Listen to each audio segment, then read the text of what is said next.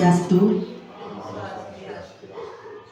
Yang terhormat Bapak Kepala Sekolah, yang kami hormati Bapak dan Ibu Guru beserta staf di SD Negeri 8 Dajat Peken, dan yang kami hormati adik-adik mahasiswa. Selamat pagi. Pertama-tama saya ucapkan terima kasih atas waktu dan kesempatan yang telah diberikan kepada kami untuk melaksanakan kegiatan diseminasi budaya positif modul 1.4 Pendidikan Guru Penggerak Angkatan 9 tahun 2023.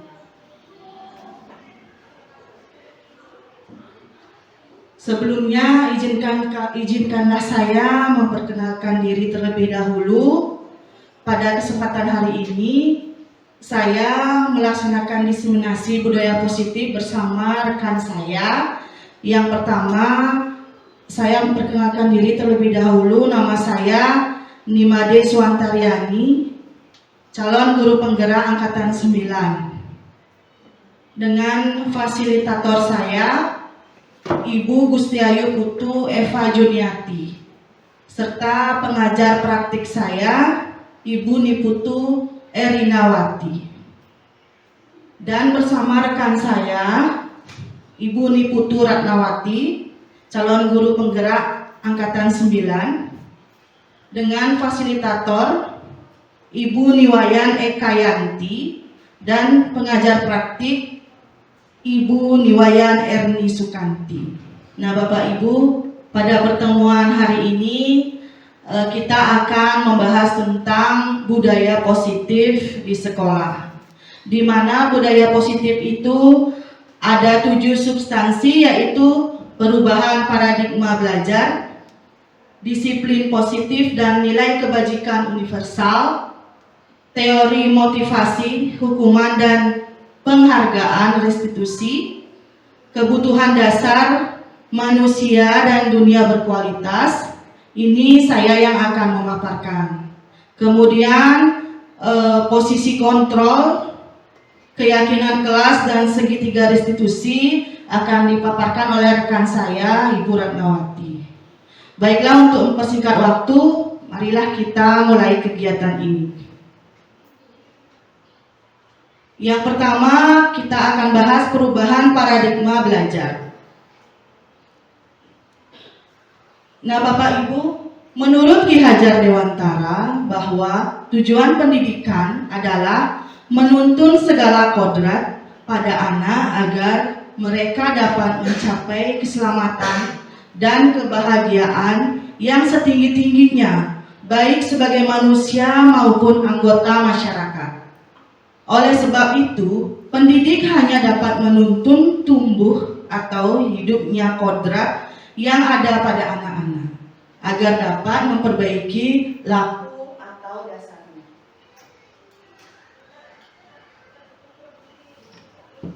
Nah, berdasarkan hal tersebut, maka perlu diterapkan budaya positif yang pengertiannya adalah segala kebiasaan baik yang dilaksanakan secara terus-menerus.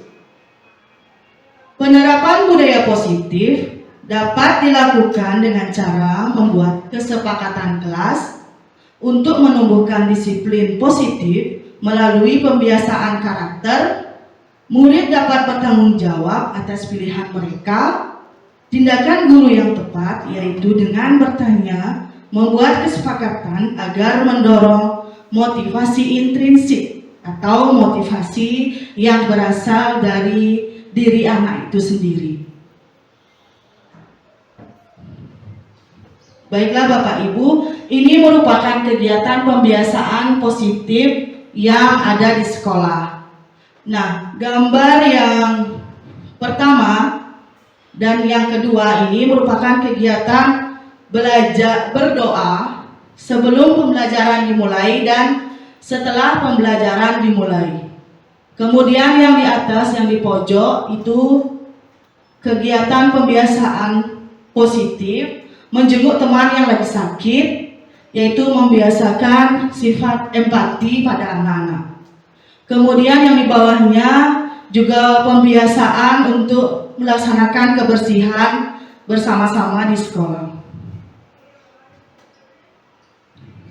Kemudian ini juga kegiatan membentuk keyakinan kelas bersama anak-anak dan membebaskan anak-anak memilih ekstrakurikuler sesuai dengan minat dan bakatnya seperti pramuka, menari, dan juga silat.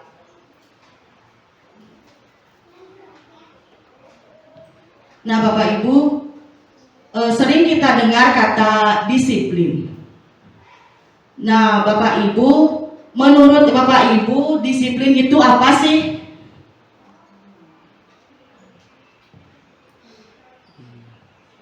Mungkin Bapak kepala sekolah. Kalau disiplin kebiasaan, kalau disiplin itu biasanya diperlihatkan dengan kebiasaan-kebiasaan yang bagus, bisa diterapkan di rumah maupun di sekolah. Terima kasih Bapak kepala sekolah.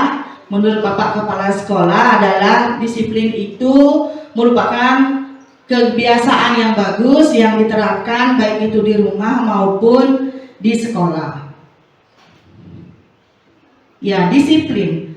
Dalam budaya kita, makna kata disiplin dimaknai menjadi sesuatu yang dilakukan seseorang pada orang lain untuk mendapatkan kepatuhan.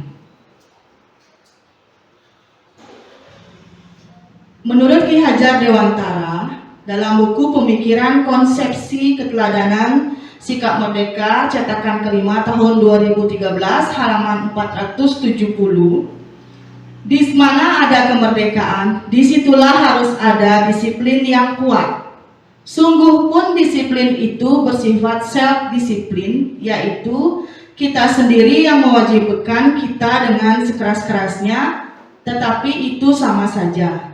Sebab, jikalau kita tidak cakap melakukan self-disiplin, wajiblah penguasa lain mendisiplin diri kita. Dan peraturan demikian itulah harus ada di dalam suasana yang merdeka. Di situ Ki Hajar Dewantara menyatakan bahwa untuk mencapai kemerdekaan atau dalam konteks pendidikan kita saat ini, untuk menciptakan murid yang merdeka, syarat utamanya adalah harus ada disiplin yang kuat. Disiplin yang dimaksud adalah disiplin diri yang memiliki motivasi internal. Jika kita tidak memiliki motivasi internal, maka kita memerlukan pihak lain untuk mendisiplinkan kita atau motivasi eksternal. Karena berasal dari luar, bukan dari dalam diri kita sendiri. Selanjutnya, saya akan paparkan nilai-nilai kebajikan universal. Apa saja nilai-nilai kebajikan universal? Yaitu 1. Profil pelajar Pancasila yang mencakup nilai beriman, bertakwa kepada Tuhan Yang Maha Esa, dan berakhlak mulia. Mandiri, bernalar kritis, berkebinekaan global, bergotong royong, dan kreatif. Kemudian yang kedua ada petunjuk seumur hidup dan keterampilan hidup. Nilai-nilai keterampilan hidup yaitu 1. Dapat dipercaya, kemudian lurus hati, pendengar yang aktif, tidak merendahkan orang lain, memberikan yang terbaik dari diri. Selanjutnya saya akan paparkan tentang motivasi perilaku manusia. Nah Bapak Ibu, motivasi perilaku manusia ada 3, yaitu yang pertama, untuk menghindari ketidaknyamanan atau hukuman. Yang kedua, untuk menciptakan imbalan atau penghargaan dari orang lain. Yang ketiga, untuk menjadi orang yang mereka inginkan dan menghargai sendiri dengan nilai-nilai yang mereka percaya. Kemudian saya akan paparkan yang pertama, untuk menghindari ketidaknyamanan atau hukuman. Motivasi ini bersifat eksternal, Bapak Ibu. Ini adalah tingkat terendah dari motivasi perilaku manusia. Biasanya orang yang motivasi perilakunya untuk menghindari hukuman atau ketidaknyamanan akan bertanya, apa yang akan terjadi apabila saya tidak melakukannya? Sebenarnya mereka sedang menghindari permasalahan yang mungkin muncul dan berpengaruh pada mereka secara fisik, psikologis maupun tidak terpenuhinya kebutuhan manusia. Dan yang kedua, motivasi untuk mendapatkan imbalan atau penghargaan dari orang lain. Motivasi ini juga bersifat eksternal. Satu tingkat di atas motivasi yang pertama, di sini orang yang berperilaku untuk mendapatkan imbalan atau penghargaan dari orang lain. Orang dengan motivasi ini akan bertanya, apa yang akan saya dapatkan apabila saya melakukannya? Mereka melakukan sebuah tindakan untuk mendapatkan pujian dari orang lain yang menurut mereka penting dan mereka letakkan dalam dunia berkualitas mereka. Yang ketiga, motivasi untuk menjadi orang yang mereka inginkan dan hargai diri sendiri dengan nilai-nilai yang mereka percaya. Orang dengan motivasi ini akan bertanya, akan menjadi orang yang seperti apa bila saya melakukannya. Mereka melakukan sesuatu karena nilai-nilai yang mereka yakini dan hargai. Dan mereka melakukannya karena mereka ingin menjadi orang yang melakukan nilai-nilai yang mereka yakini tersebut. Ini adalah motivasi yang akan membuat seseorang memiliki disiplin positif karena motivasi berperilakunya bersifat internal. Selanjutnya saya akan paparkan hukuman dan penghargaan. Di sini ada kasus, kita baca bersama-sama kasusnya. Iva kurang menguasai pelajaran matematika, sehingga pada saat pelajaran tersebut berlangsung, dia lebih banyak berdiam diri atau menghambar di buku pelajarannya. Pada saat guru matematikanya, Pak Seno, menanyakan pertanyaan, Iva menjadi gugup dan tak sengaja menjatuhkan tasnya dari kursi, serta tiba-tiba menjadi gagap pada saat berupaya menjawab. Seluruh kelas pun tertawa melihat perilaku Iva yang bicara tergagap dan terkejut tersebut. Pak Seno pada saat itu membiarkan teman-teman Iva menertawakan Iva yang tergagap dan malu luar biasa, dan malahan minta Iva untuk maju ke depan dan berdiri di depan kelas sambil menunjuk hidungnya karena tidak bisa menjawab pertanyaan Pak Seno. Kelas makin gaduh dan anak-anak pun tertawa melihat Iva di depan kelas memegang ujung hidungnya. Nah, itu kasus Bapak Ibu. Di sini ada pertanyaan Bapak Ibu. Yang pertama, apakah Anda setuju dengan tindakan Pak Seno terhadap Iva? Mengapa? Bagaimana Bapak Ibu? Tidak setuju. Mengapa? Mengapa tidak setuju?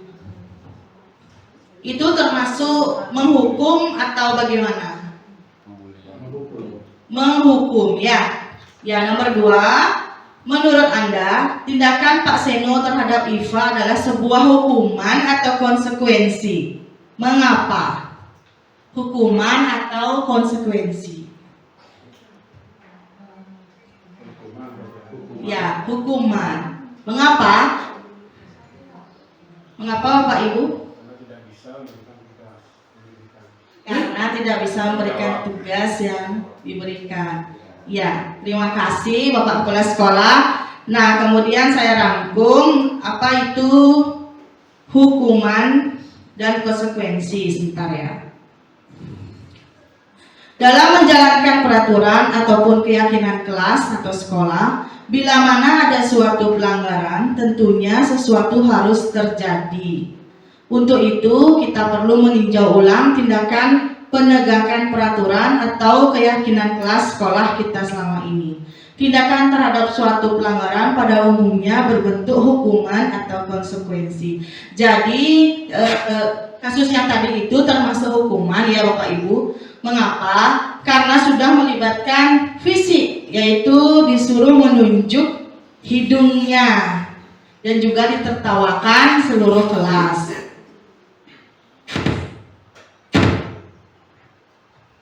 Nah, ini Bapak Ibu saya paparkan perbedaan hukuman dan juga konsekuensi. Ini ada juga restitusi, nanti akan dijelaskan oleh rekan saya.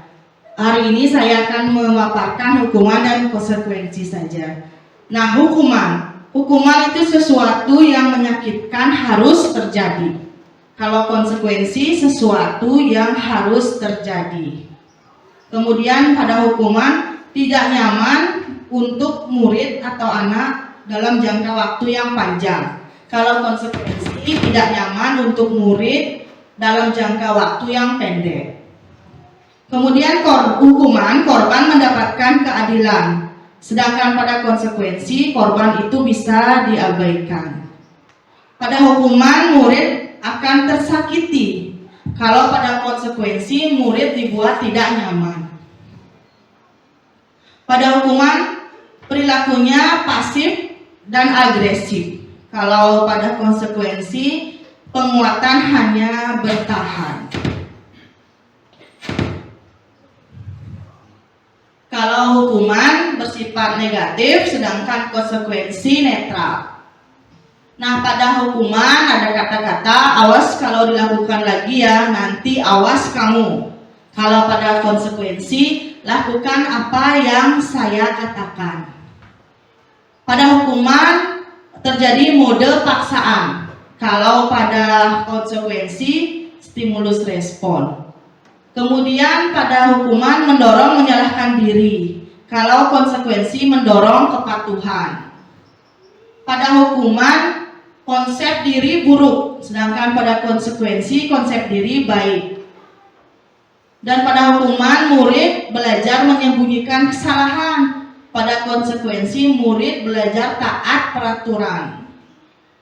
Pada penghukuman mencoba mengontrol anak dengan penguatan negatif atau membayar impas kesalahan. Sedangkan konsekuensi mencoba mengontrol anak dengan penguatan positif. Nah, pada hukuman dampak pada murid marah, merasa bersalah, rendah diri, mengasingkan diri. Kalau pada konsekuensi kehilangan hak, waktu, jeda seorang diri, penahanan. Pada hukuman tiba-tiba tidak diharapkan atau sangat melukai. Kalau konsekuensi sudah diketahui masuk akal. Terakhir pada hukuman itu dibuat guru, sedangkan konsekuensi dibuat oleh guru dan murid. Jadi disepakati oleh guru dan murid. Nah, ini rangkumannya Bapak Ibu tentang perbedaan hukuman dan juga konsekuensi. Pada hukuman bersifat tidak terencana atau tiba-tiba. Kemudian yang kedua bersifat satu arah. Dan yang ketiga bisa berupa fisik maupun psikis. Murid disakiti oleh suatu perbuatan atau kata-kata. Kalau pada konsekuensi, yang pertama sudah terencana atau sudah disepakati, kedua sudah dibahas dan disetujui oleh murid dan guru. Dan yang ketiga, murid tetap dibuat tidak nyaman untuk jangka waktu pendek. Nah, ini juga ada contoh tindakan Bapak Ibu. Kita akan bahas bersama-sama. Tindakan ini termasuk hukuman atau konsekuensi. Yang pertama, tindakan guru mencatat 100 kali di dalam buku kalimat, saya tidak akan terlambat lagi karena terlambat ke sekolah. Itu termasuk hukuman atau konsekuensi? Ya, konsekuensi. Yang kedua, lari mengelilingi lapangan basket 2 kali karena terlambat hadir di sekolah. Hukuman. Karena bersifat fisik ya. Ketiga, membersihkan coretan yang dibuatnya di meja tulis. Konsekuensi. Murid diminta untuk push up 15 kali karena tidak menggunakan masker ke sekolah. Hukuman. Menggantikan kertas tugas teman yang telah dicoret-coret. Konsekuensi. Berjemur di lapangan basket pukul 12 siang karena mengobrol dengan teman. Hukuman. Membersihkan tumpahan air di meja tulis karena tersenggol pada saat belajar. Konsekuensi. Kehilangan 10 menit jam istirahat untuk mengerjakan tugas karena terlambat datang dan tertinggal pelajaran selama 10 menit. Konsekuensi juga. Duduk di bangku di pinggir lapangan pada jam istirahat tidak diizinkan bermain oleh guru piket karena mencederai teman yang saat bermain di lapangan. Konsekuensi ya. Terlambat hadir di pembelajaran daring 15 menit dan diminta untuk tinggal 15 menit sesudah kelas usai untuk membahas ketertinggalan pembelajaran. Konsekuensi. Lari mengelilingi lapangan basket 2 kali karena terlambat 10 menit untuk pelajaran PJOK. Hukuman. Membersihkan WC sekolah karena mematahkan pensil kawannya. Hukuman atau konsekuensi? Konsekuensi ya. Konsekuensi. Dihukum oleh penghargaan.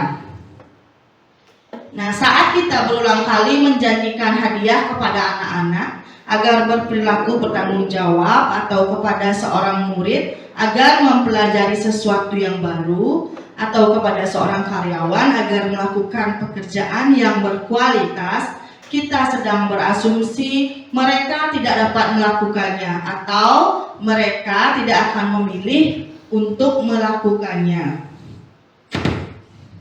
Nah, ini juga ada kasus Bapak Ibu, kita baca sama-sama. Ibu Anas, guru kelas 2 SD, mendapatkan masalah. Murid-muridnya tidak bisa tertib berdiri antri di depan pintu kelas dan selalu berebutan masuk ke dalam kelas setelah jam istirahat usai. Ini tentunya sangat mengganggu proses pembelajaran di mana kelas tidak dapat mulai tepat waktu karena Ibu Anas sibuk menenangkan murid-muridnya untuk waktu cukup lama. Akhirnya Bu Anas berpikir cepat dan mengandalkan stiker bintang. Setiap murid-muridnya akan masuk kelas usai jam istirahat. Bu Anas akan mengiming-imingi murid-muridnya dengan stiker bintang. Siapa yang dapat berdiri lurus dan berbaris rapi antri di depan pintu dapat bintang dari Bu Anas. Sebagian besar murid-muridnya menyambut tantangan tersebut dan langsung berdiri rapi di depan pintu agar mendapatkan stiker bintang. Hal itu terus dilakukan Bu Anas selama beberapa minggu. Karena cukup berhasil membuat murid-muridnya berdiri rapi antri di depan pintu. Sampai suatu saat Bu Anas sakit dan terpaksa digantikan Pak Heru. Pak Heru tidak mengetahui tentang stiker bintang dan benar saja pada saat mau masuk ke kelas usai jam istirahat, murid-murid kelas 2 kembali berebutan masuk kelas. Apa yang terjadi? Mengapa? Nah, Bapak Ibu, ada 2 pertanyaan yang muncul. Pertama, berdasarkan teori motivasi yang telah kita pelajari tadi, kira-kira apa motivasi murid kelas 2 untuk bersedia berdiri antri sebelum masuk kelas? Karena mendapatkan stiker bintang atau mendapatkan imbalan ya. Nomor 2, adakah cara lain agar murid-murid kelas 2 bersedia antri di depan kelas tanpa diberi penghargaan stiker bintang? Ada enggak? Ada ya Bapak Ibu. Dengan cara memberikan penjelasan bahwa tentang antri itu kegiatan yang positif untuk masuk ke dalam kelas. Karena sesuatu itu harus dengan imbalan saja tidak bagus, seperti itu ya. Artinya memberikan pengertian kepada anak-anak kelas 2 untuk bersedia antri meskipun tidak selalu diingatkan ataupun diberikan imbalan. Kalau sudah bel istirahat usai, langsung masuk ke kelas dengan rapi. Kemudian ada materi 5 kebutuhan dasar manusia dan dunia berkualitas. Nah, Bapak Ibu, ada 5 kebutuhan dasar manusia, yaitu yang pertama bertahan hidup, yang kedua penguasaan, yang ketiga kesenangan, keempat kebebasan, dan yang kelima kasih sayang dan rasa diterima. Yang pertama saya akan jelaskan kebutuhan bertahan hidup. Kebutuhan bertahan hidup. Kebutuhan bertahan hidup atau survival adalah kebutuhan yang bersifat fisiologis untuk bertahan hidup. Misalnya kesehatan, rumah, dan makanan. Kemudian yang kedua, kasih sayang dan rasa diterima atau kebutuhan untuk diterima. Kebutuhan ini dan 3 kebutuhan berikutnya adalah kebutuhan psikologis.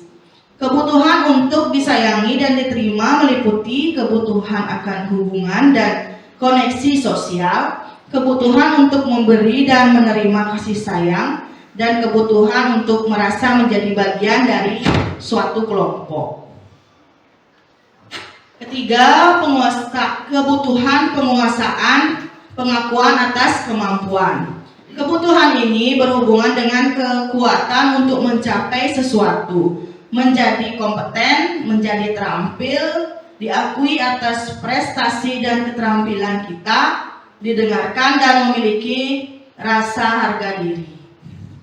Yang keempat, kebebasan atau kebutuhan akan pilihan. Kebutuhan untuk bebas adalah kebutuhan akan kemandirian, otonomi, memiliki pilihan dan mampu mengendalikan arah hidup seseorang. Dan yang terakhir, kesenangan, kebutuhan untuk merasa senang. Kebutuhan akan kesenangan adalah kebutuhan untuk mencari kesenangan, bermain, dan juga tertawa. Nah, ada kasus juga Bapak Ibu, kita baca sama-sama.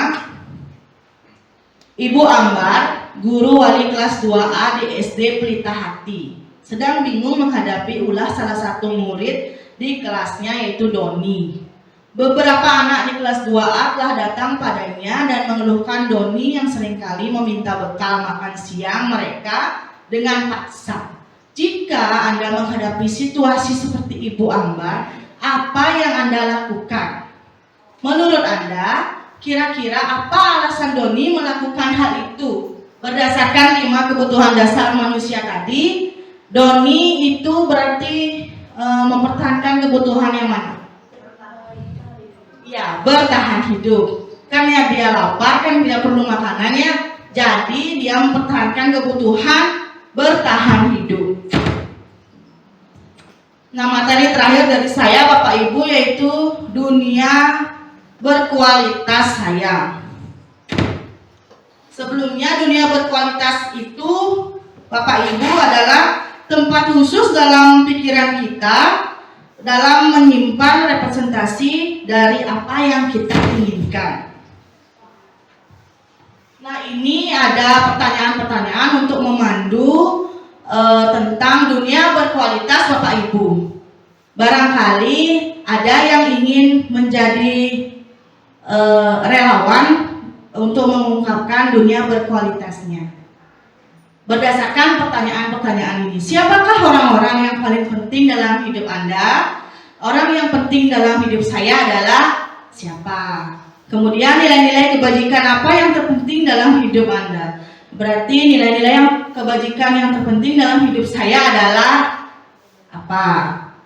Kalau Anda menjadi orang yang ideal, karakter atau sifat apa yang Anda paling inginkan ada pada diri Anda? Berarti nanti jawabannya, jika saya menjadi orang yang ideal, karakter atau sifat yang paling saya inginkan ada pada diri saya adalah apa? Nah, kemudian apa pencapaian Anda yang sangat Anda banggakan? Nanti jawabannya, pencapaian yang sangat saya banggakan apa? Dan apa pekerjaan ideal bagi Anda? Nanti jawabannya, pekerjaan yang ideal bagi saya adalah apa? Baik Bapak Ibu, mungkin siapa yang ingin menjadi relawan untuk menjelaskan dunia berkualitasnya? Mungkin Bapak Kepala Sekolah.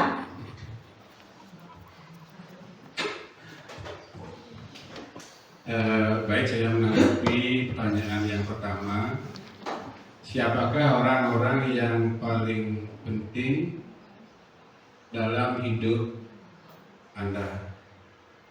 Nah, orang-orang yang paling penting dalam kehidupan saya sendiri yaitu semuanya tentunya keluarga, anak, istri, apalagi ada cucu. Itu yang paling penting, yang perlu yang harapkan. Kemudian nilai-nilai kurang jelas. Nilai-nilai kebajikan apa yang terpenting dalam hidup Anda? Nah, nilai-nilai kebajikan yang terpenting bagi kehidupan saya tentunya nilai-nilai yang berkarakter, ya, berdisiplin, terutama di dalam mendidik, membina keluarga, apalagi lebih-lebih berhadapan dengan anak di sekolah.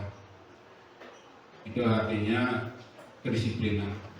Yang ketiga, kalau Anda menjadi orang yang ideal, karakter atau sifat apa yang Anda paling inginkan ada pada diri Anda? Sifat-sifat yang paling saya inginkan tentunya sifat-sifat yang bijaksana, ya.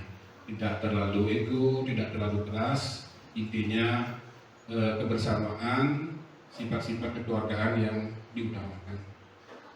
Kemudian yang selanjutnya apa pencapaian Anda yang Anda sangat banggakan?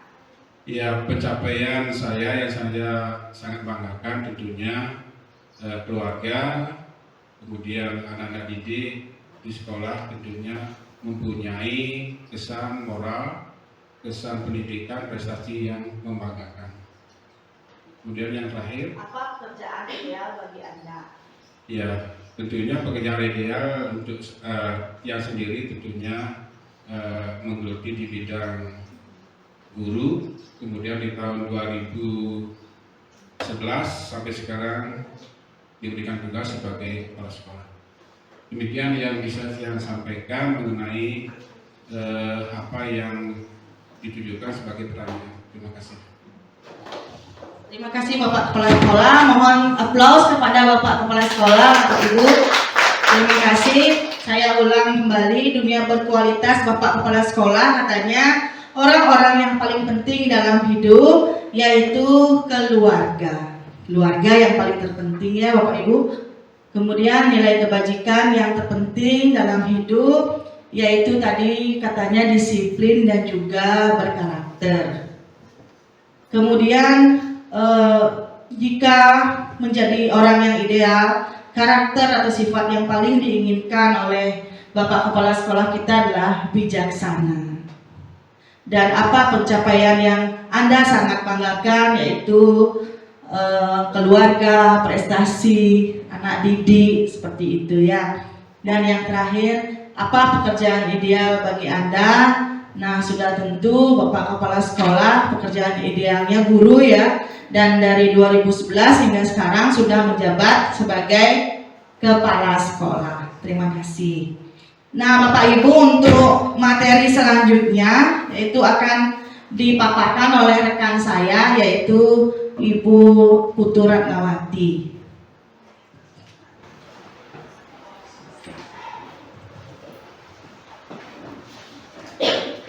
Terima kasih Ibu Kadek Suantariani. Nah, tadi sudah dijelaskan 4 materi kunci konsep dari budaya positif. Sekarang saya lanjutkan dengan 5 posisi kontrol.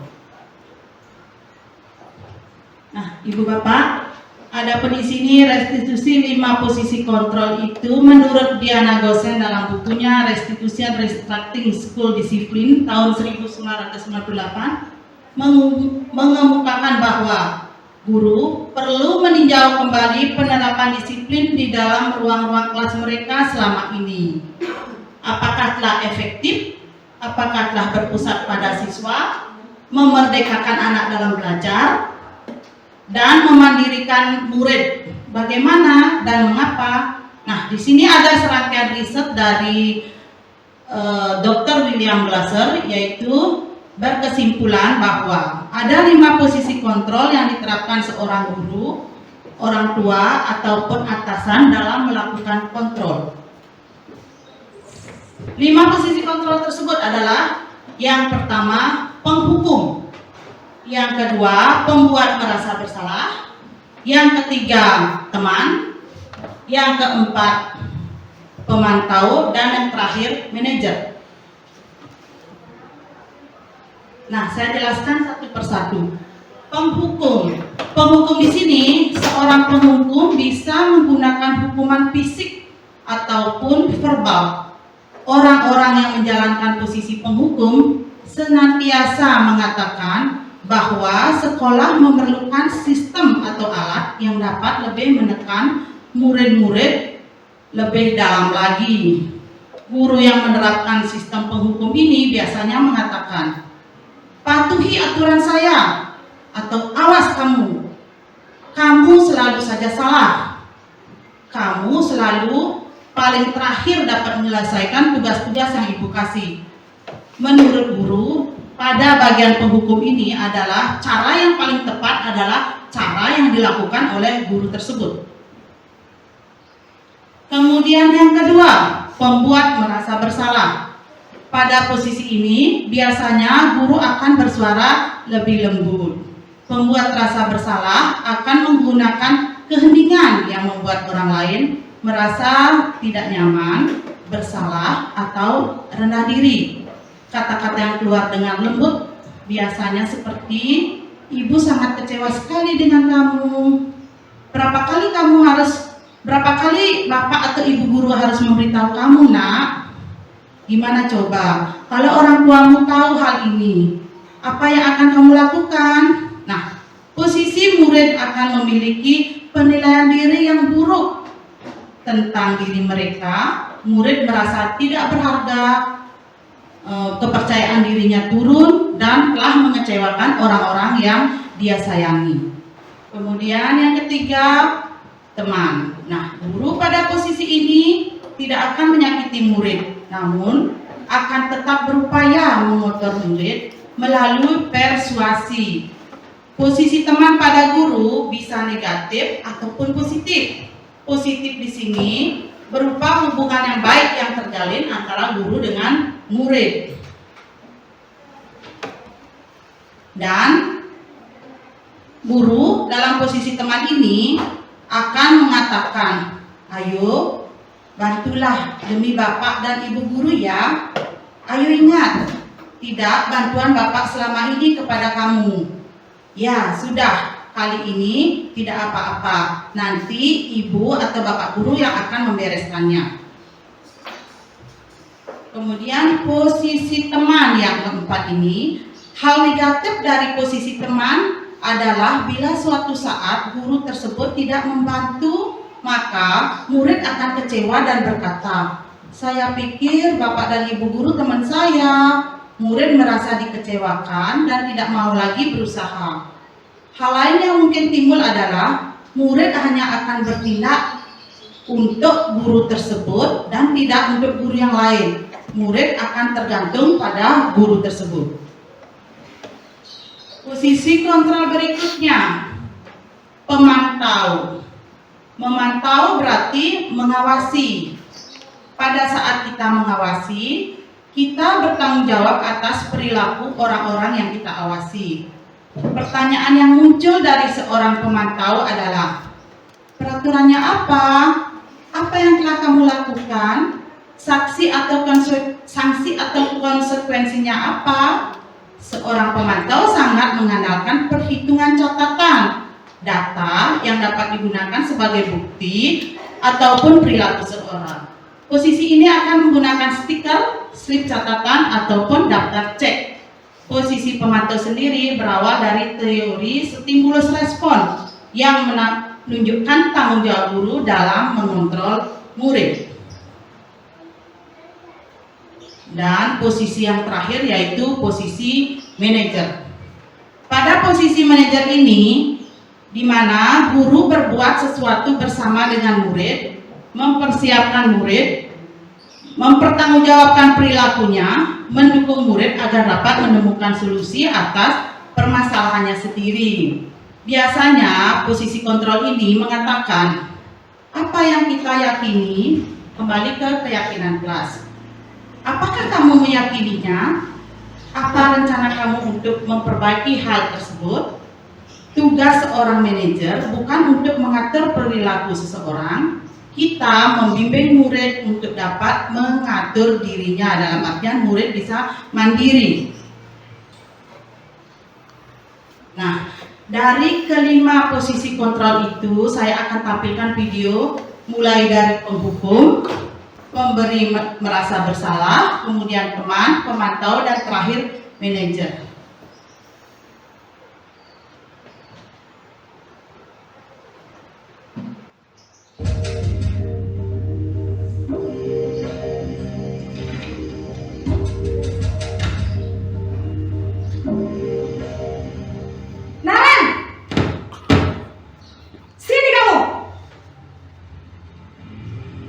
Selamat pagi, Bu. Selalu terlambat. Kamu deh, pasti terlambat. Maaf, Bu. Saya Apa? Apa coba? Alasan kamu apa lagi? Kapan sih kamu tidak terlambat? Malas sekali ya kamu jadi anak. saya Dasar pemalas. Gak kapok-kapok sih kamu. Sudah berapa kali terlambat? Sana, kamu keliling lapangan basket 2 kali. Kenapa saya harus keliling lapangan basket, Bu? Kenapa? Kamu melawan ibu? Berani-beraninya jawab. Sudah terlambat, masih berani jawab pula. Sekarang, keliling lapangan basket 5 kali sekalian. Biar kapok. Cepat.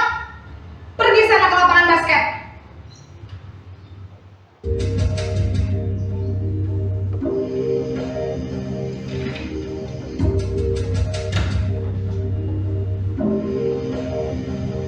Naren!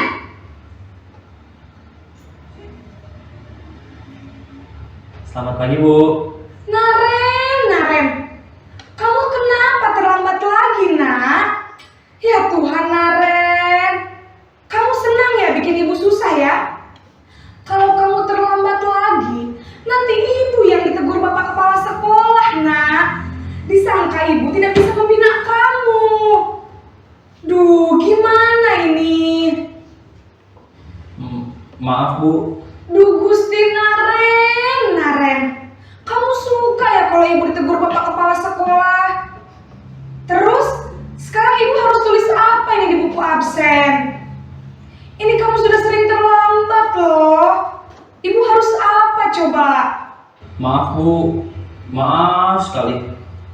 Ya sudah, lain kali jangan bikin ibu susah lagi ya nak ya. Ibu tidak akan kuat lagi kalau kamu begini terus. Bisa jantungan kalau ibu ditegur bapak kepala sekolah. Sana cepat ke kelas. Maaf ya, Bu. Maaf sekali.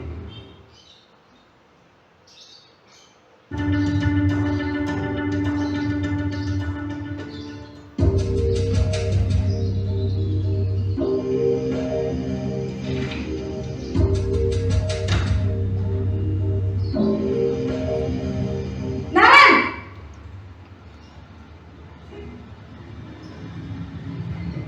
Selamat pagi, Bu.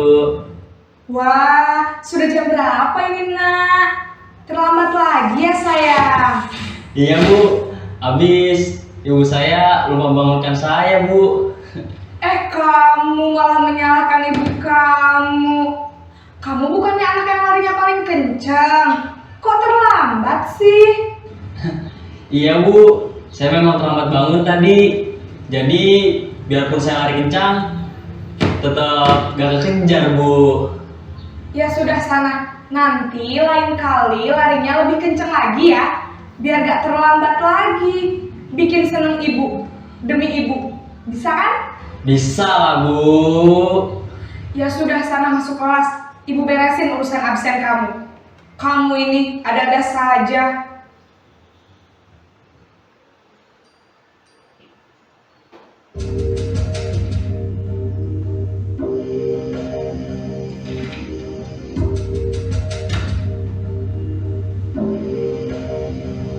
Naren!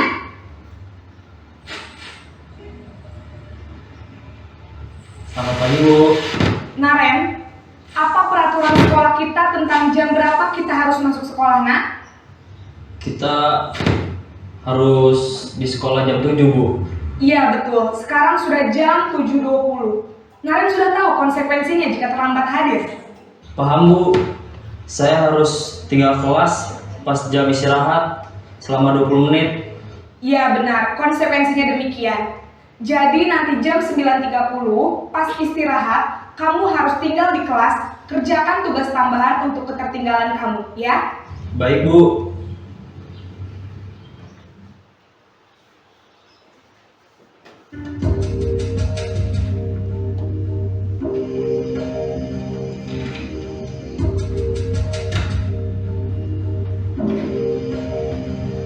Naren!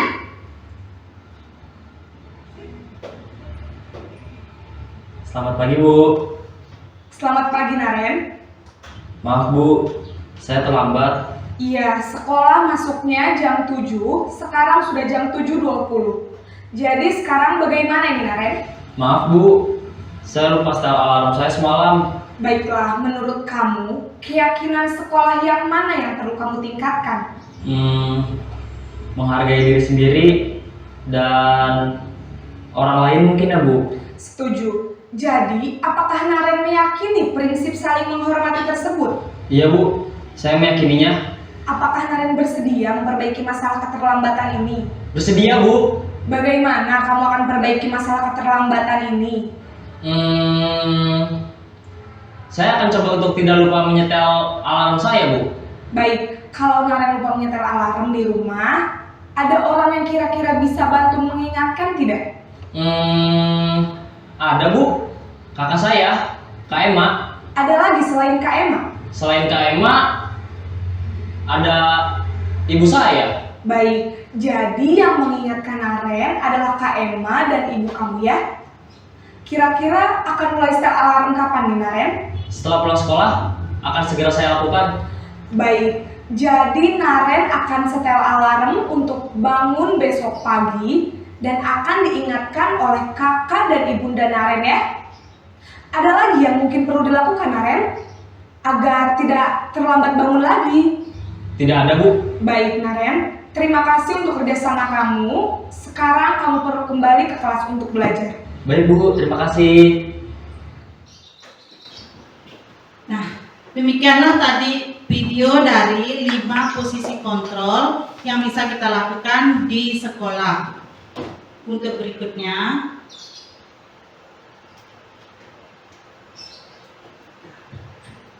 sekarang saya mau bertanya, posisi kontrol apakah aku misalnya, saya kecewa sekali dengan kamu. Bagaimana Bapak Ibu, posisi kontrol yang mana dari kelima posisi kontrol yang tadi? Saya kecewa sekali dengan kamu, nak.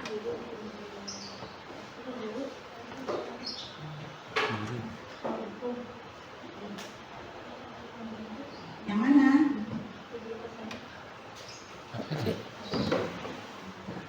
Seorang guru akan merasa kecewa bila muridnya melakukan kesalahan. Kira-kira posisi kontrol yang mana? Ada yang mau memberikan jawaban? Pak mungkin? Kalau dilihat dari video tadi, ya, artinya gurunya selalu mengecewakan siswanya. Seakan-akan tidak memberikan kesempatan untuk memberikan penjelasan mengenai keberadaannya dia. Mestinya Bu Guru, kalau Bu Gurunya bijaksana, mestinya bertanya mengapa sampai keterlambatannya. Dari hasil penjelasan siswanya tadi, bisa mengambil hikmahnya di sana. Dan kemudian untuk saya kecewa sekali dengan kamu ya. Kecewa artinya karena perkataannya selalu tidak memuji, tidak memberikan nasihat yang bagus kepada siswa. Terima kasih Bapak Kepala Sekolah. Ya, saya kecewa sekali dengan kamu. Posisi kontrolnya kata Bapak tadi, memang guru harus memang menanyakan apa alasan murid kalau dia mengalami kesalahan. Dalam hal ini misalnya terlambat datang. Nah, di sini posisi kontrolnya yaitu murid merasa bersalah. Ya, seperti itu ya Bapak ya. Semua ya. Ya. Kedua, sekarang ada kamu tidak pernah benar melakukannya. Posisi kontrol yang mana? Kira-kira Bapak Ibu, siapa yang mau menanggapi?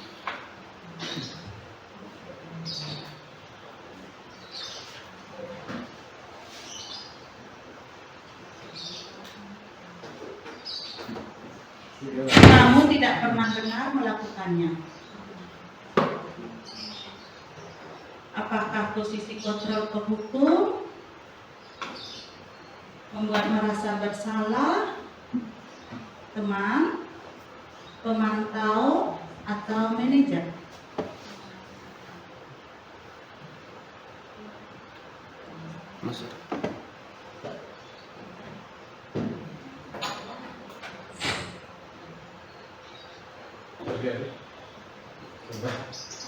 Adiknya? Mungkin menurut saya posisi kontrol apakah itu saat guru bilang kamu tidak pernah benar melakukannya itu dalam posisi kontrol yang kedua apa tadi? Berasa bersalah. Iya, karena menurut saya gurunya itu terlalu menyecar muridnya sehingga dia tidak bisa berkata, lalu keluar kata-kata tidak menusuk hati, mungkin jadi tidak mengeluarkan alasannya. Terima kasih. Kamu tidak pernah benar melakukannya kata adiknya tadi, kata bahwa itu menggunakan posisi kontrol murid berasa bersalah. Ya, ke posisi kontrol penghukum juga masih bisa ya nanti ya, karena tidak pernah menghargai muridnya, dalam artian murid akan merasa kurang percaya diri. Ya, terima kasih jawabannya. Dan yang berikutnya, apa rencanamu untuk menyelesaikan masalah ini?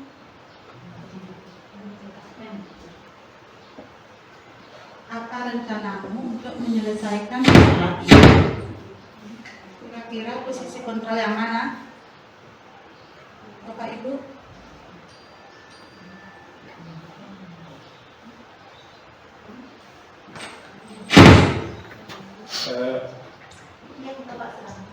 Posisi kontrol, apa rencanamu untuk menyelesaikan masalah? Dari pengalaman tadi, posisi kontrolnya siswanya akan berjanji akan memasang jam, ya, alarm sehingga dia tidak sampai terlambat lagi, dan untuk mengingatkannya ada kontrolnya, ada mengingatkan ibu dan bersama temannya untuk seandainya terjadi keterlambatan lagi. Terima kasih. Terima kasih Bapak, jawabannya ya tepat, yaitu tadi murid itu sudah menjawab bahwa dia akan tidak mengulangi perbuatannya itu dengan cara menghidupkan atau memasang alarm dan meminta bantuan kakaknya Kak Emma dan ibunya. Ya, ini termasuk posisi kontrol manajer. Terima kasih Bapak. Yang berikutnya, nah, ayolah lakukan demi Bapak Ibu guru ya Nak. Ya Bapak. Ya Bapak Ibu, siapa? Ini setelah saya lihat dari video tadi,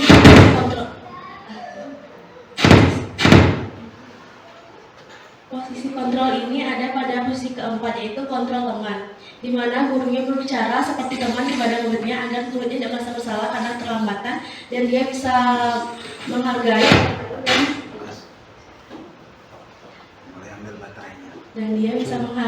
diri sendiri dan orang lain, sehingga esoknya dia akan menghargai waktu yang diberikan dan tidak terlambat lagi. Terima kasih Dek. Ya, memang benar. Ayo lakukan demi Bapak Ibu guru ya. Di sini menggunakan posisi kontrol teman. Ya, murid pun jadinya agak leluasa mengungkapkan apa permasalahannya kepada guru atau bapak gurunya. Ya, terima kasih. Yang berikutnya,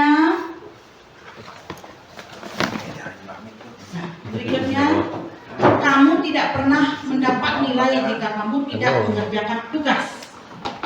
Kira-kira posisi kontrol yang mana?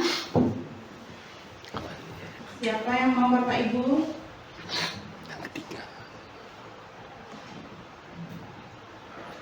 Siapa yang mau Bapak Ibu menanggapinya? Ya, coba kita jawab bersama-sama ya. Kamu tidak pernah mendapat nilai jika kamu tidak mengerjakan tugas. Di sini posisi kontrolnya yaitu ya, pemantau ya. Karena dari posisi kontrol pemantau itu dia akan mengumpulkan bukti dengan cara mencari data. Di sini mencari nilai, makanya Bapak guru atau Ibu gurunya menggunakan posisi kontrol pemantau. Ya, untuk berikutnya saya memberikan satu kasus ya Bapak Ibu. Nah, siapa yang bisa membantu untuk membacakan kasus tersebut? Ya, terima kasih Rik.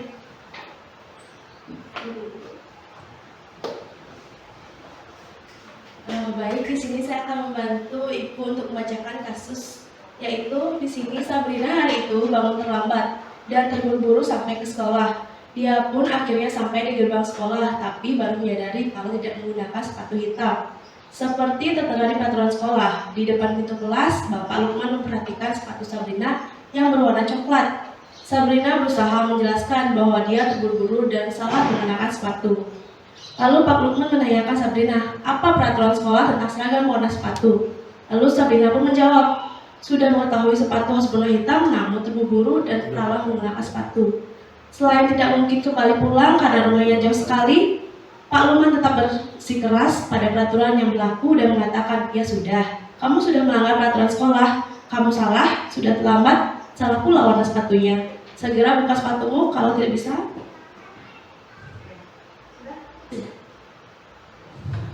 Oke, menggunakan sepatu yang benar. Lalu Sabrina minta maaf dan mohon kembali pada Pak Lukman agar tetap dapat menggunakan sepatunya dan berjanji tidak akan mengulangi kesalahannya. Namun Pak Lukman tidak mau tahu. Tidak, kamu telah melanggar peraturan sekolah. Kamu tidak sanggup ambil sepatu di rumah atau diantarkan sepatu ke sekolah. Ya sudah, kamu tidak bersepatu saja seharian di sekolah.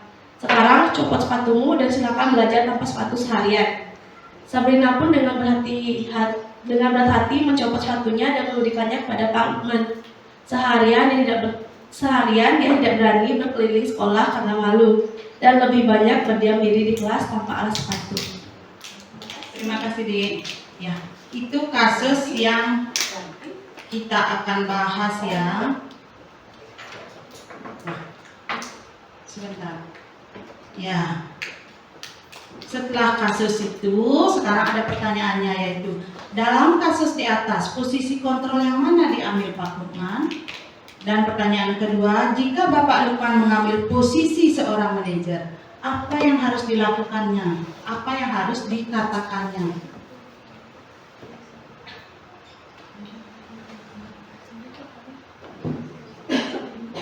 Kira-kira posisi kontrol yang mana dilakukan Pak Lukman? Bagaimana Bapak Ibu? Siapa yang mau menanggapi? Apakah posisi kontrol penghukum atau pembuat merasa bersalah, teman, pemantau, atau manajer? Ya. Mungkin dalam pertanyaan kasus tersebut, dalam kasus di atas, posisi kontrol yang diambil oleh Pak Lukman adalah posisi penghukum, karena di dalamnya tertera dia menghukum muridnya karena tidak mengenakan sepatu lalu terlambat. Lalu untuk kedua, jika Bapak Lukman mengambil posisi seorang manajer, apa yang akan dikatakannya? Sebagai seorang manajer, dia akan meneliti data terlebih dahulu, apakah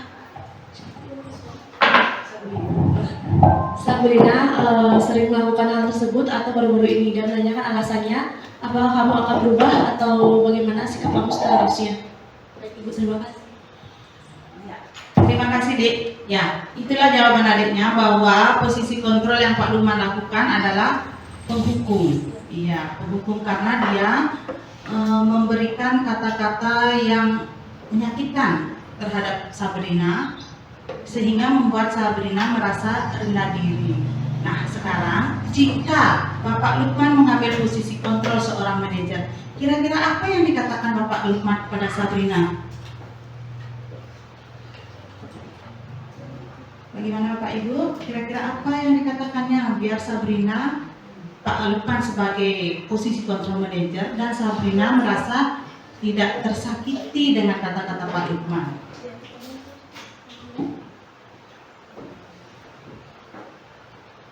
Ayo kita jawab sama-sama. Ya, kalau dia Pak Lukman mengambil posisi seorang manajer, otomatis dia akan mengatakan kepada Sabrina dengan kata-kata yang lembut, biar Sabrina tidak merasa sakit hati. Kemudian Pak Lukman pasti akan mengatakan, apakah kamu ingat keyakinan kelasnya? Seperti itu.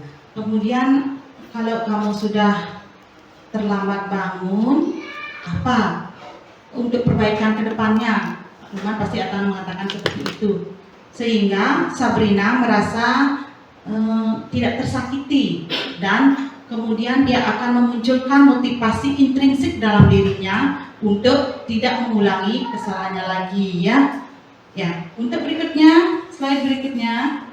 Nah, sekarang topiknya yaitu keyakinan kelas. Nah, mengapa harus keyakinan kelas? Mengapa bukan peraturan? Nah, coba kita lihat berikutnya. Keyakinan kelas. Nah, di sini saya ajukan pertanyaan pemantik. Mengapa kita memiliki peraturan tentang penggunaan helm pada saat mengendarai kendaraan roda 2 atau motor? Kira-kira apa jawabannya?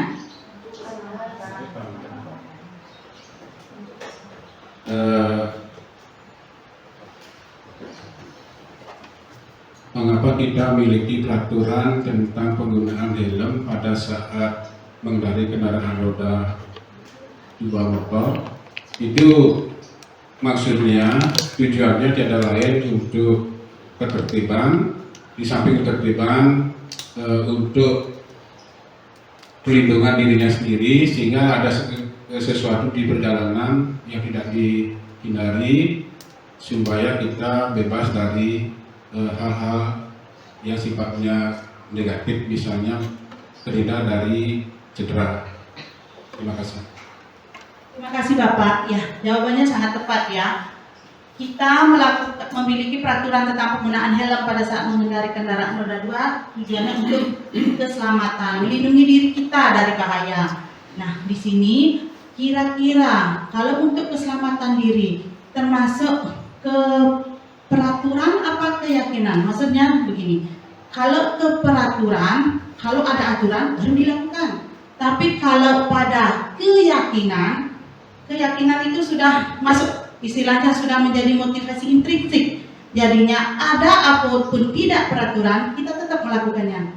Kira-kira termasuk ke keyakinan apa ke peraturan? Keyakinan. Ya, keyakinan, betul.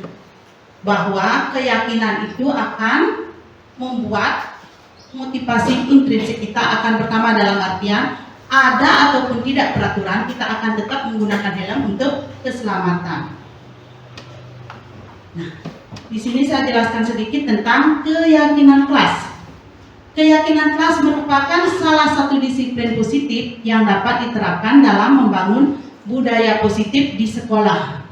Dengan keyakinan kelas, murid akan lebih tergerak dan bersemangat untuk menjalankannya karena adanya motivasi dalam dirinya, motivasi intrinsik untuk melaksanakan nilai-nilai kebajikan di balik peraturan yang telah disepakati daripada hanya mengikuti serangkaian peraturan-peraturan yang berlaku yang mengatur mereka tanpa memahami tujuan mulianya. Nah, di sini pembentukan keyakinan kelas. Nah, saya di kelas 2 sudah mencoba membuat keyakinan kelas. Adapun pembentukan keyakinan kelas itu bersifat abstrak, berupa pernyataan universal, seperti yang dijelaskan tadi sama rekan saya Bu Kadet Swantariani, adanya nilai-nilai universal, nilai-nilai kebajikan universal. Kemudian dibuat dalam pernyataan positif sesuai dengan kondisi kelas, dan semua warga kelas dilibatkan dalam membuat keyakinan kelas. Nah, saya contohkan di sini, misalnya dari kalimat negatif, tidak boleh makan saat belajar. Nah, kita rubah ke kalimat positif, makanlah di luar kelas saat istirahat. Contoh yang kedua, kalimat negatifnya tidak boleh berisik saat belajar. Kalimat positifnya fokus pada materi pelajaran. Nah, Bapak Ibu, saya mari kita mencoba membuat keyakinan kelas. Kita praktekkan nanti di depan ya.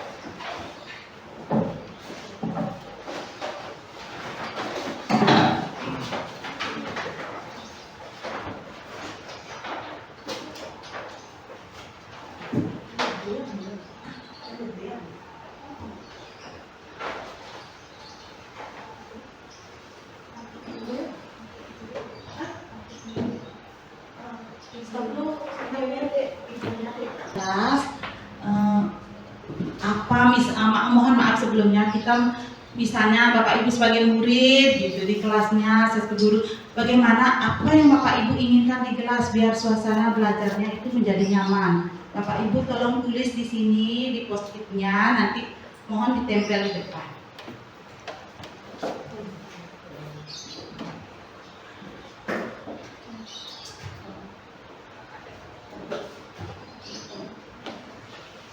Seperti contoh di depan, salah satu contoh nilai kesepakatan kelas.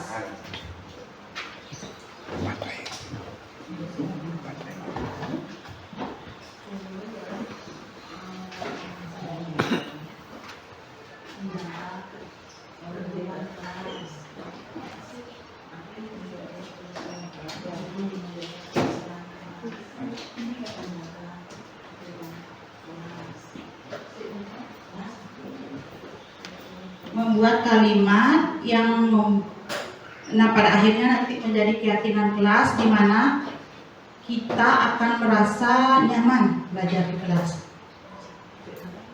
Sudah Bapak Ibu? Di sini kalimat yang positif, kalimat di sini yang negatif. Takutnya yuk sudah sih gila ngumpul. Jadi stop lah. Sih maksudnya nung jalan berarti belum ada penyimpanan. Persiapan namanya paminat sing ada penyimpanan mati iya, gitu. Tapi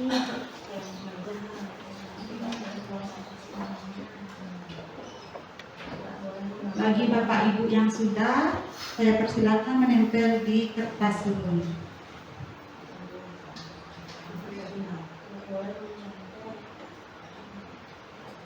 Satu kalimat dibuat di satu post-it.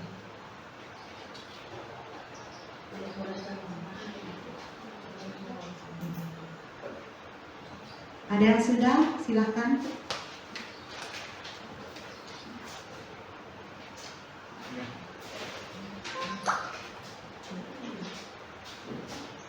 Ini kalimat yang negatif, ini kalimat positif. Boleh ya, ya. Enak.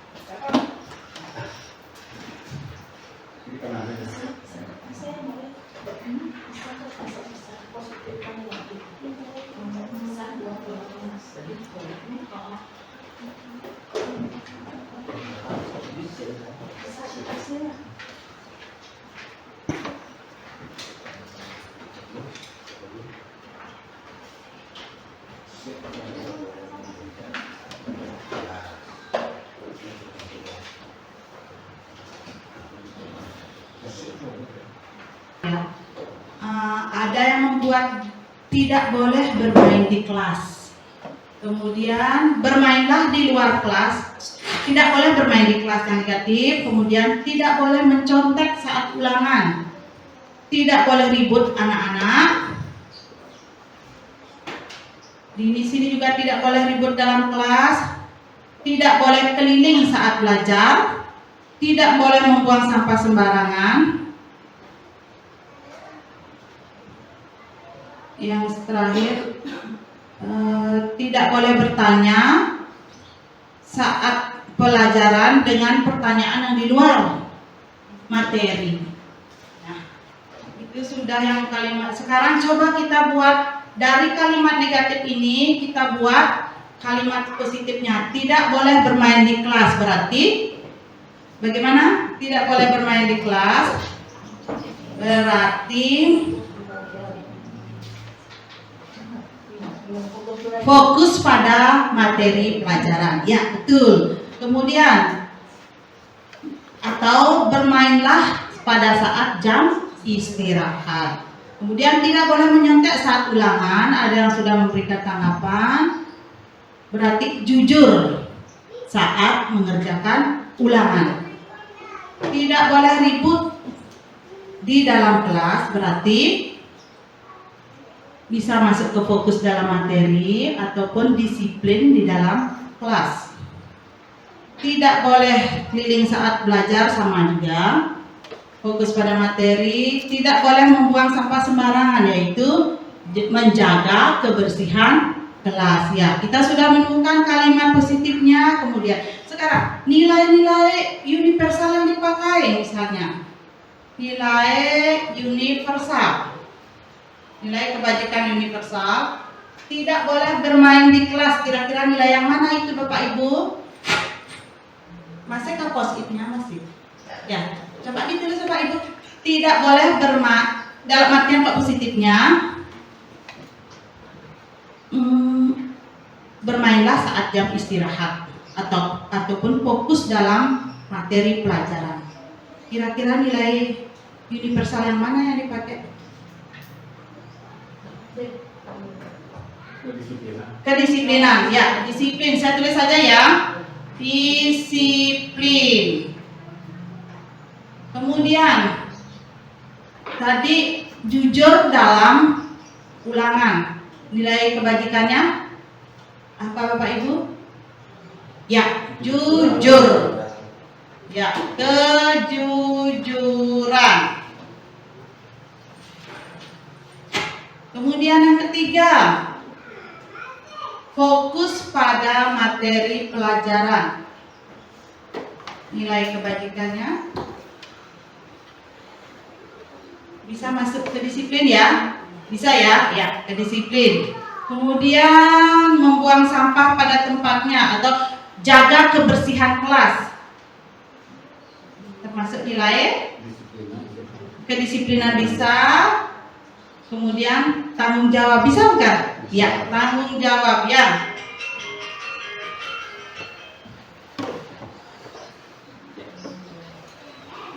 Nah, itu nilai-nilai kebajikan universal yang kita dapatkan dari kesepakatan kelas tadi. Nah, Bapak Ibu, kira-kira nilai-nilai yang tampak tidak tampak dari kalimat-kalimat untuk keyakinan kelasnya? Yang positif tadi yang mana? Yang tampak bermainlah di luar kelas saat jam istirahat atau fokus pada materi pelajaran. Kemudian jujur dalam ulangan dan terakhir menjaga kebersihan kelas. Ya, berarti itu yang tampak. Yang tidak tampaknya tidak boleh membuang sampah sembarangan, tidak boleh bermain di kelas, kemudian tidak boleh mencontek saat ulangan. Nah, dari keempat langkah tadi yang terakhir, tugas guru dan tugas murid, kira-kira apa ya tugas guru Bapak Ibu? Siapa yang mau menanggapi?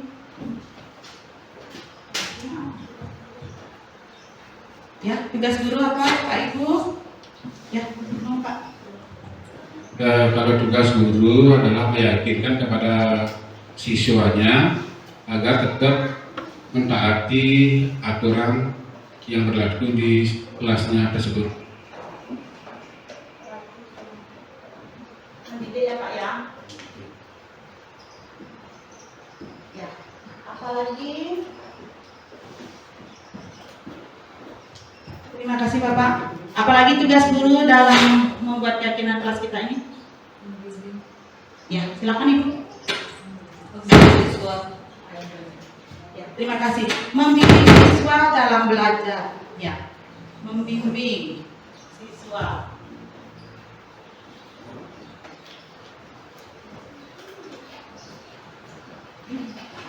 Nah, itu tugas guru. Tugas muridnya apa ya Bapak Ibu? Tugas murid. Ya. Tugas murid belajar. Terima kasih Bapak. Tugas murid yaitu belajar dengan tekun. Ya, belajar. Ada lagi? Ya, terima kasih Bapak. Mentaati aturan yang berlaku di sekolah. Mentaati aturan. Nah, dari yang sudah kita dapatkan, berarti kesepakatan kelas yang kita dapatkan ada 3 tadi ya. Fokus pada materi pelajaran, kemudian menjaga kebersihan kelas, dan kalau bermain pada jam istirahat, bukan di dalam kelas. Nah, terima kasih banyak Bapak Ibu Guru. Mari kita kasih aplaus untuk kita semua. Untuk berikutnya, segitiga restitusi. Nah, apa itu segitiga restitusi? Segitiga restitusi itu adalah, restitusi adalah proses menciptakan kondisi bagi murid untuk memperbaiki kesalahan mereka, sehingga mereka bisa kembali pada kelompok mereka dengan karakter yang lebih kuat. Ini dijelaskan oleh dosen tahun 2004. Nah, di sini segitiga restitusi ada 3 aspek pokoknya, yaitu yang pertama menstabilkan identitas, yang kedua validasi tindakan yang salah, dan yang ketiga menanyakan keyakinan. Nah, saya jelaskan satu persatu. Menstabilkan identitas. Nah, di sini untuk membuat anak yang merasa gagal karena berbuat salah menjadi positif pada dirinya. Di sini guru biasanya berkata, tidak ada manusia yang sempurna. Saya juga pernah melakukannya. Dan kita bisa menyelesaikan ini. Bapak Ibu Guru tidak tertarik mencari siapa yang salah, tetapi kita mencari solusi dari permasalahan ini. Dan yang terakhir, kamu berhak merasa begitu. Ya, itu untuk menstabilkan identitas.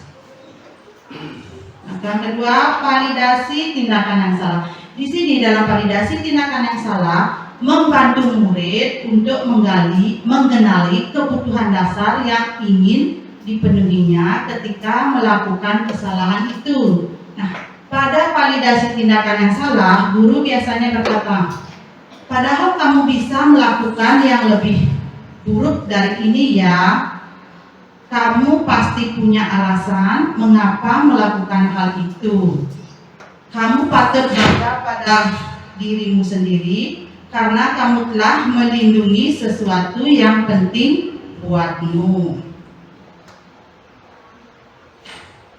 Yang menanyakan keyakinan. Nah, di sini anak melihat kesalahannya dihubungkan dengan norma sosial dan nilai-nilai yang mendasari manusia berinteraksi dengan orang lain. Di sini biasanya guru berkata atau menanyakan kepada siswa, apa yang kita percaya sebagai kelas atau keluarga, atau apa yang kita percaya pada kesepakatan kelas seperti yang kita buat tadi, Apa nilai-nilai umum atau nilai-nilai kebajikan universal yang kita telah sepakati?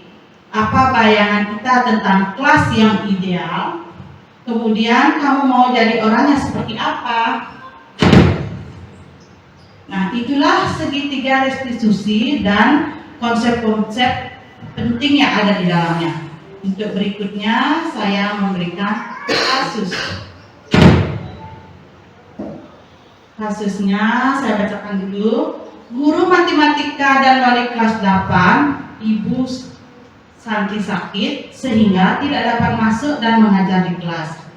Akhirnya dicarikan guru pengganti, yaitu Ibu Eni. Ibu Eni baru 2 tahun menjadi guru SMP. Beberapa peserta didik perempuan, Vivi dan Natali, mereka mengetahui hal ini dan mulai menggunakan kesempatan dan bersikap seenaknya, tertawa dan tidak mengindahkan kehadiran Ibu Eni. Melihat hal ini, Ibu Eni tetap mencoba menyapa Vivi dan Natali dengan ramah, sambil mengingatkan mereka untuk tetap fokus pada pengerjaan tugas. Ayolah, tugasnya dikerjakan.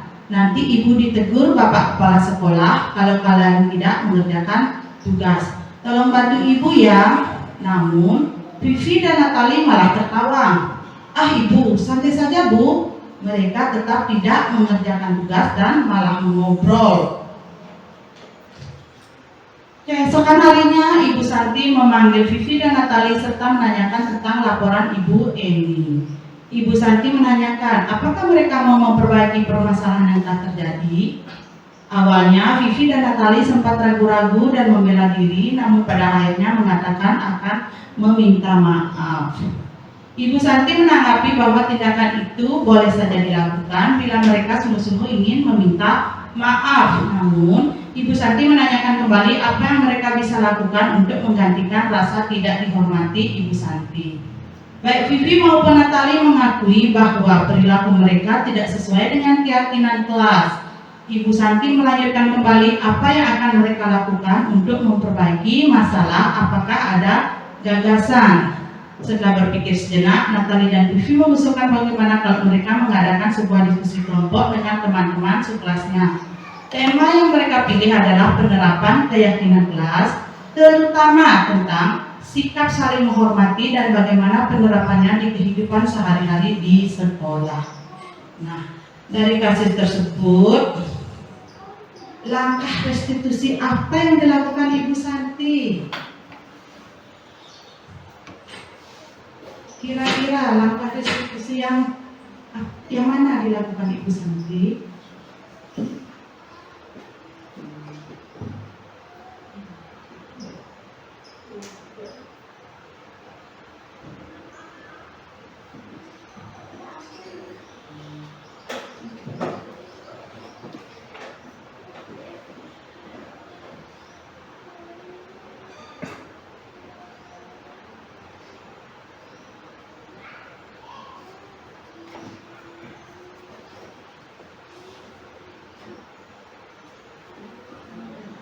Kira-kira apa ya langkah-langkah restitusi yang dilakukan Ibu Santi?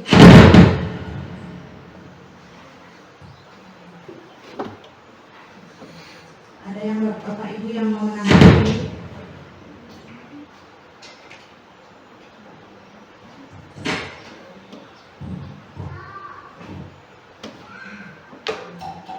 Silakan Bu.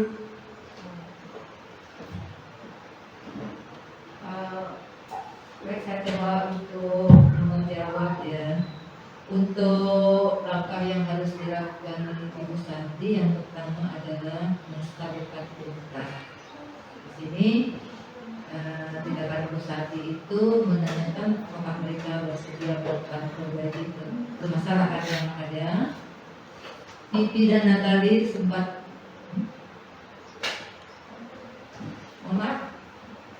ya. Yang selanjutnya memvalidasi, yaitu Ibu Santi menanggapi bahwa tindakan itu boleh saja dilakukan dan bersungguh-sungguh untuk meminta maaf jika mereka bersungguh-sungguh meminta maaf. Yang terakhir adalah membuat keyakinan. Gitu ya.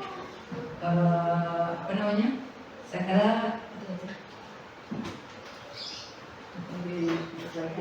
Terima kasih Ibu atas jawabannya. Sudah betul jawaban dari Ibu, sudah melakukan 2 restitusi. Ada dari Bapak Ibu guru yang mau menambahkan?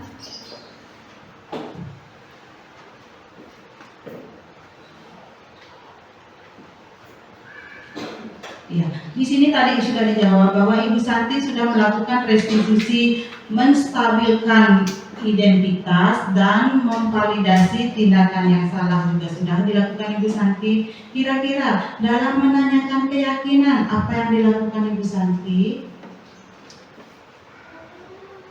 Ada yang mau menanggapi Bapak Ibu atau adik mahasiswa mungkin?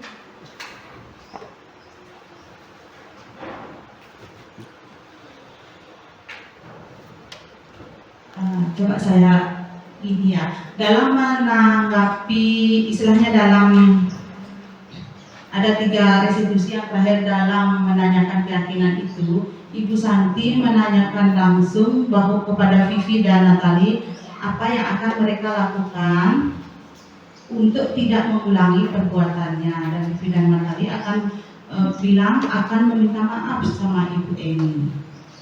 Ya, demikian ya Bapak Ibu. Terima kasih atas jawabannya. Dan berikutnya kita sudah menuju ke kesimpulan. Dari materi 7 tadi konsep kunci yang kita bahas, dapat ditarik kesimpulan bahwa budaya positif merupakan perwujudan dari nilai-nilai atau keyakinan universal yang diterapkan di sekolah. Budaya positif di sekolah tidak dapat diciptakan secara instan. Dalam penerapan budaya positif di sekolah diperlukan tuntunan dan teladan bagi seorang guru. Nah, guru harus memberikan contoh yang baik sehingga murid dengan kesadaran diri, dalam hal ini motivasi intrinsiknya, akan mengikuti apa yang dilakukan guru, tidak hanya tertarik dengan motivasi ekstrinsik, tapi murid di sini sudah merasakan apapun itu budaya positif itu dengan motivasi intrinsik. Dan budaya positif ini akan terwujud apabila adanya kolaborasi semua warga sekolah, diantaranya Bapak Kepala Sekolah, Ibu dan Bapak Guru semua, termasuk staf, adik-adik mahasiswa, murid, dan juga orang tua siswa. Dan yang terakhir, nah, pemaparannya sudah selesai.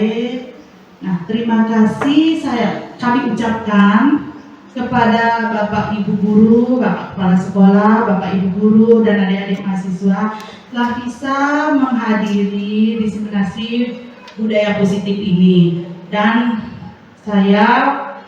kami berdua memohon maaf apabila ada kata-kata kami selama pemaparan diseminasi tadi tidak berkenan di hati Bapak Kepala Sekolah, Bapak dan Ibu Guru, adik-adik mahasiswa. Sebelum saya akhiri, marilah kita tutup dengan Paramo Santi. Om Santi Santi Santi Om.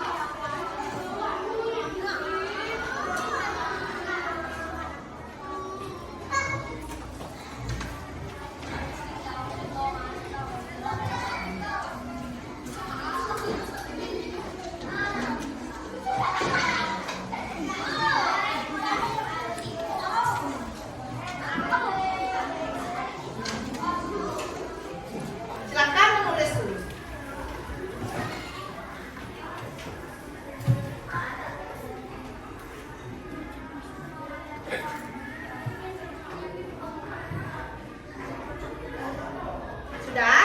Ya. Kalau sudah, tahan dulu, nanti perbantu kita tempel.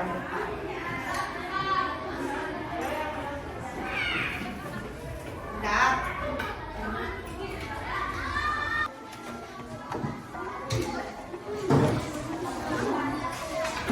Dari atas.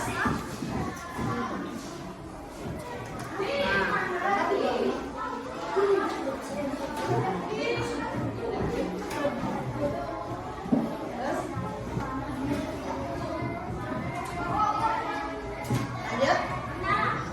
Lanjut waktu ini. Tempel di sebelah.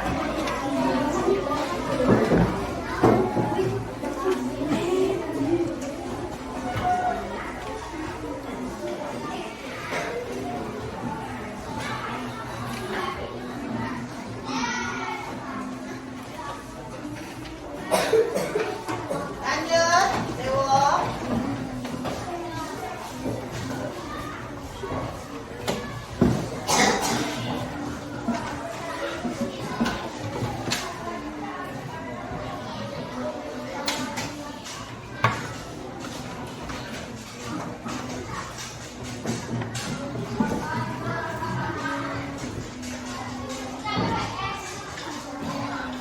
Lanjut, waktu ini. Lanjut,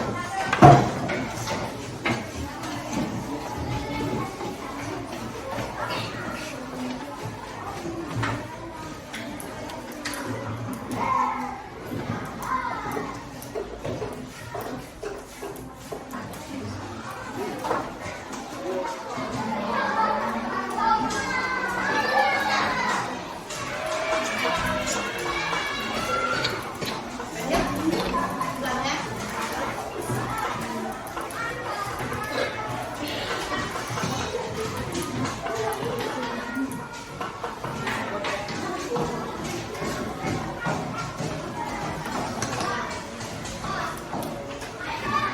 Lanjut, ke timur.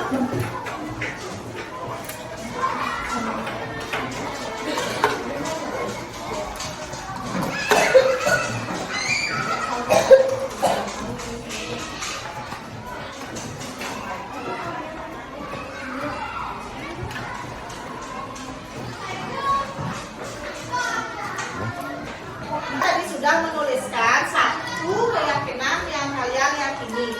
Sekarang Bu Guru rangkum ya, kita baca sama-sama. Keyakinan kelas 5.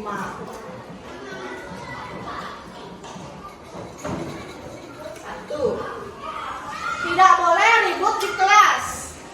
Tidak boleh ribut di kelas artinya menjaga ketertiban. Menjaga ketertiban kelas.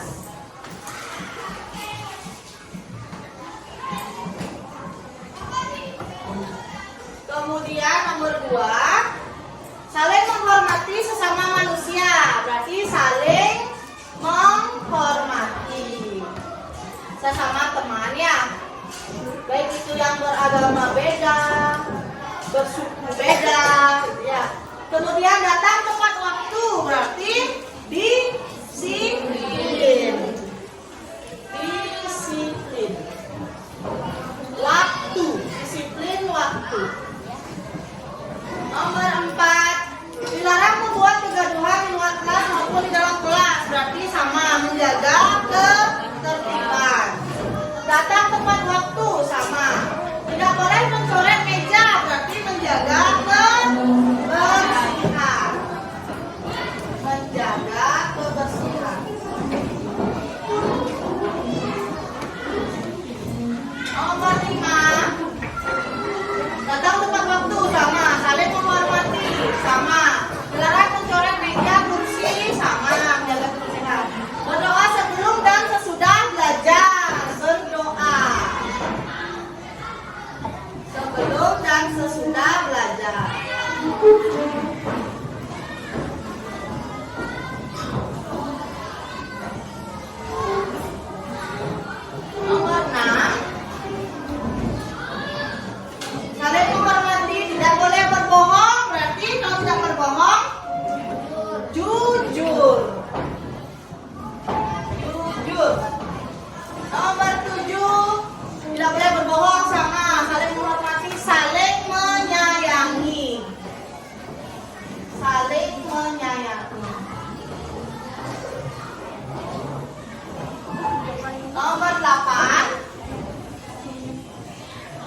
Datang tepat waktu sama, saling menghormati, berdoa sebelum kelas sama, tidak boleh berbohong sama, saling menghormati sama, tidak boleh mencoret meja sama, tidak boleh ribut di kelas sama, berdoa sebelum dan sudah belajar sama.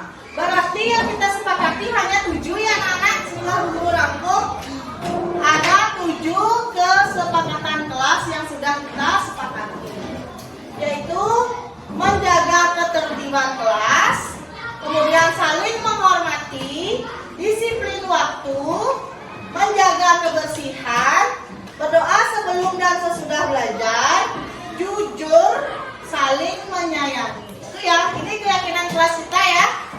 Nanti dipahami dan juga dilaksanakan. Janji? Janji. Anak-anak setelah ibu rangkum semua dari inspirasinya anak-anak, kita peroleh keyakinan kelas sebanyak 7 ya. Yang pertama, berdoa sebelum dan sesudah belajar. Yang kedua, saling menghormati. Yang ketiga, jujur. 4, datang tepat waktu. 5, saling menyayangi. 6, menjaga ketertiban kelas.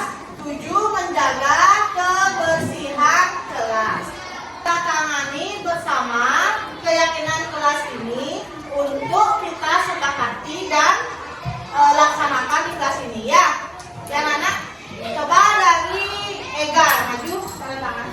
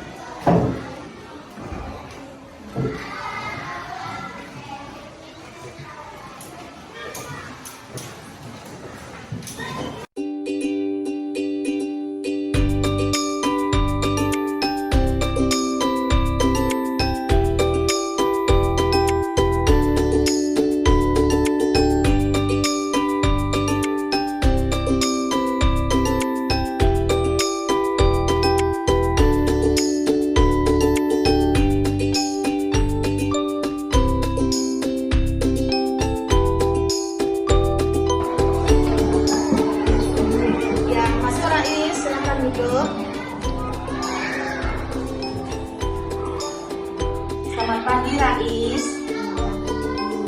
Ya Rais, tahu nggak kenapa Guru panggil ke kantor hari ini? Tadi terlambat datang ya. Rais tadi berangkat sekolah jam berapa? Setengah 8. Rais tahu jam berapa bel sekolah mulai? Setengah 8. Terus Rais bangun jam 7. Rais berangkat jam setengah 8, belnya jam setengah 8, kan sudah jelas Rais terlambat ya. Ya itu manusiawi ya Rais, semua orang memang pernah bersalah. Guru juga pernah terlambat. Tapi sekarang bagaimana kita mencari solusi supaya Rais tidak begini lagi ya. Sekarang Guru tanya, kenapa Rais bangunnya kesiangan? Begadang ngapain? Main game. Oh, berarti Rais bangun kesiangan karena main game. Harusnya tak boleh main game sampai malamnya. Kemudian Rais tadi datang terlambat. Rais itu melanggar keyakinan kelas atau tidak? Melanggar. Coba Rais sebutkan apa saja keyakinan kelas kita. 1. Datang tepat waktu. 2. Menjaga kebersihan kelas. 3. Saling menghormati. Ya, berarti Rais melanggar keyakinan kelas yang nomor berapa? Nomor 1. Sudah sadar ya, Rais melanggar ya. Kemudian Rais mau nggak berjanji tidak akan mengulanginya lagi?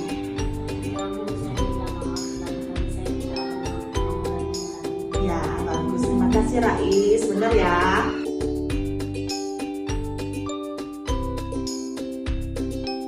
Guru, tadi pas istirahat, dewonya neret-neret bangku yang guru-guru. Tes itu. Siapa yang bilang Rizky? Saya lihat sendiri guru. Oh, sekarang dewonya di mana? Guru di sana.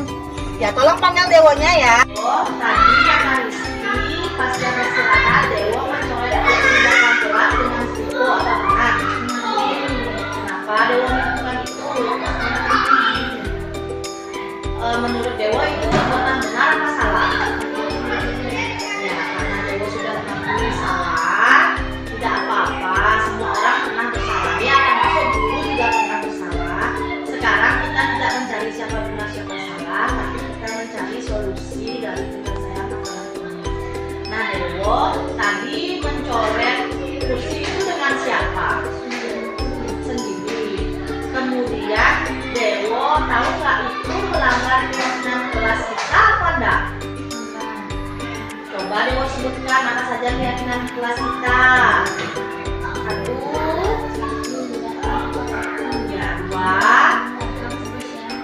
3. Iya, berarti dewo melanggar keyakinan kelas yang nomor berapa? Nah, karena dewo sudah mengakui, dewo mau nggak berjanji untuk tidak mengulangi perbuatan itu lagi?